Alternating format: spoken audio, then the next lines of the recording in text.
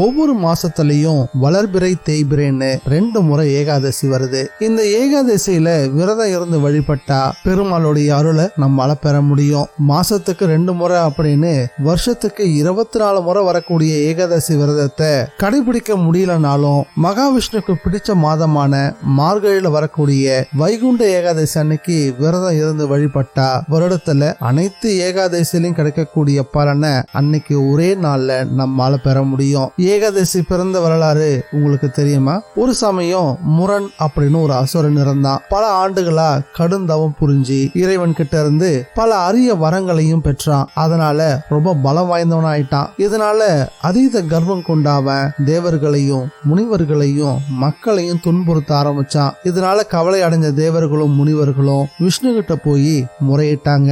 எப்படியாவது அந்த முரணை அழிச்சு தங்களை காத்தரலும் அப்படின்னு வேண்டிக்கவும் செஞ்சாங்க. மகாவிஷ்ணு எல்லாரையும் காக்கும் பொருட்டு அந்த அரக்கனை அழிக்கிறதா உறுதி அளிச்சாரு. அதன்படியே அந்த அசுரனோட போரிட ஆரம்பிச்சாரு மகாவிஷ்ணு. இந்த போர் பல ஆண்டுகள் கடுமையா நடந்துச்சு. ஆனா முரணை மட்டும் கொல்லவே முடியல.